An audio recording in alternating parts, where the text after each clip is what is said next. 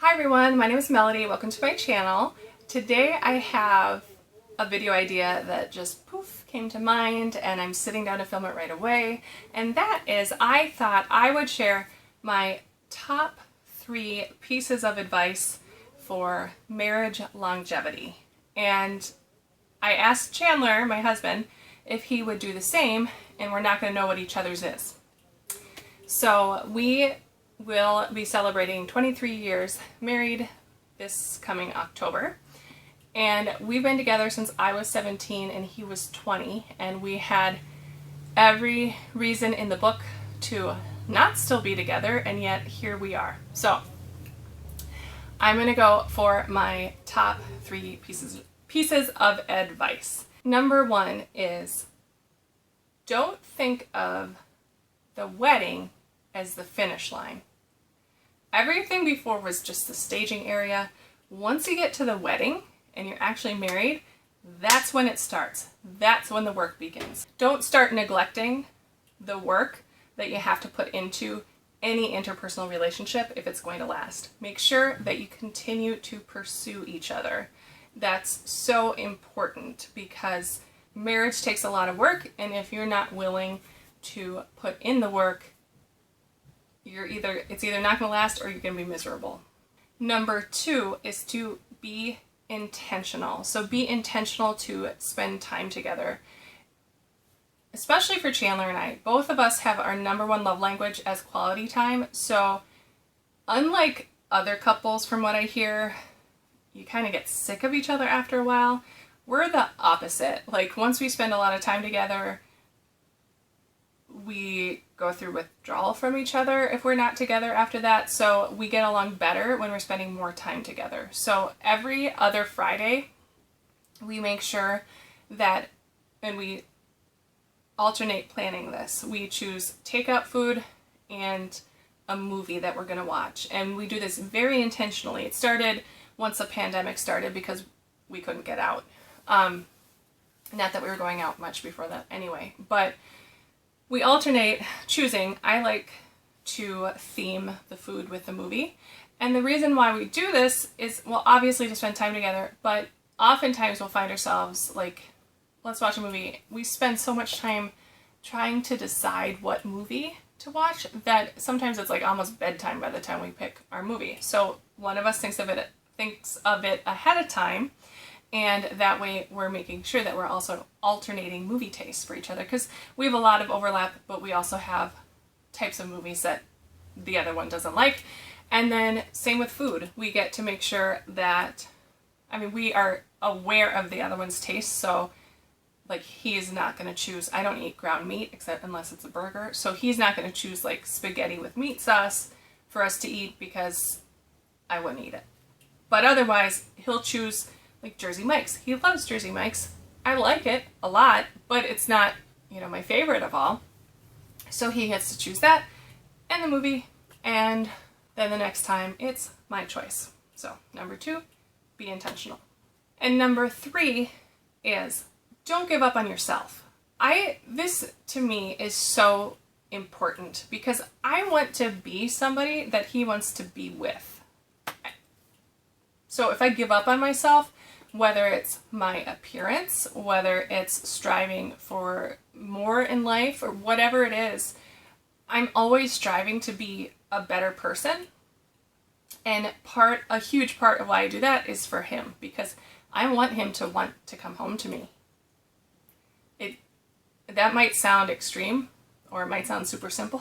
I'm not sure, but that's what I want. And I had this realization when I was pregnant with our second son. I was feeling so dumpy and gross. And I have every right to be dumpy and gross when I'm pregnant. And I'm not saying don't be dumpy and gross. However, I had this thought, like, if I'm feeling that about myself, I'm probably not too exciting to be with in that time. And trust me, I've had those times since then quite a lot. And yeah, he's been right there for me.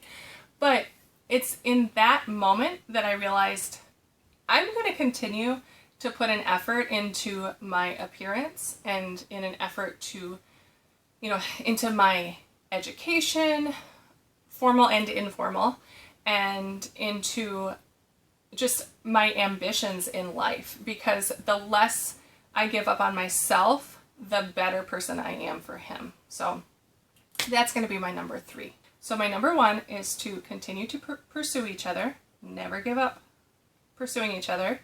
Number 2 is to be intentional with each other. And number 3 is don't give up on yourself. So there you have it.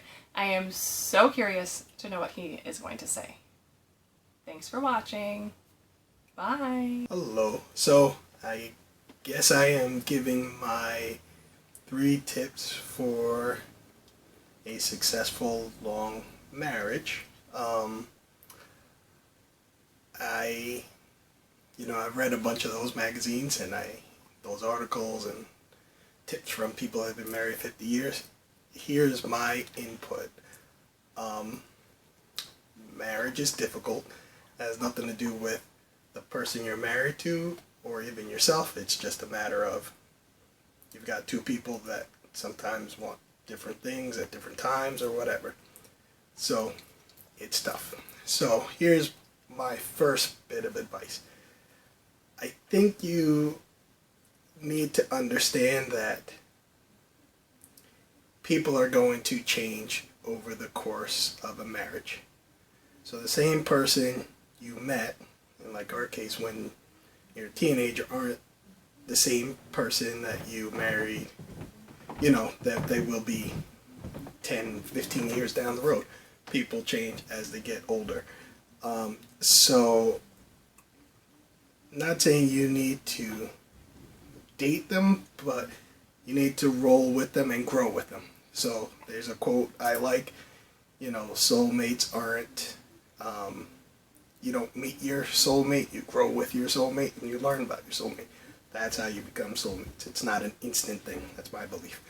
So, because I get long-winded, I think it's important that you understand that people change during a marriage and you need to understand them. My second thing is kind of the date night, but I think it's important that you just spend time with each other. Life gets busy, whether that's work or kids, and it gets a little complicated, but I think whether that's you just spend time watching TV together or reading a book or whatever activity, that you spend time with each other, excusing the kids, and make sure you focus some time on each other, because when the kids leave or they become teenagers and they're out the house all the time, it's important that you still like each other and know each other. And then the third thing, I guess it's kind of a little bit of a combination of the two. Try to plan fun things for each other. And I mean like bigger things. So whether that's a day trip or, something a little more than just sitting at the couch, or, just investing time with each other. I think it's important because it gives you something to look forward to. It doesn't need to be super elaborate, but something you guys can plan together and look forward to and make work. So I don't know that this is the best advice. I hope I follow it most of the time, and I think I do for myself. But those are my key bits of advice. So that's all I'm going to say about that. And I believe I'm supposed to sign off now. So do what you're supposed to do, which is subscribe, like, etc., etc. If you're watching, you already know what you need to do. I hope everybody has a good day. Bye.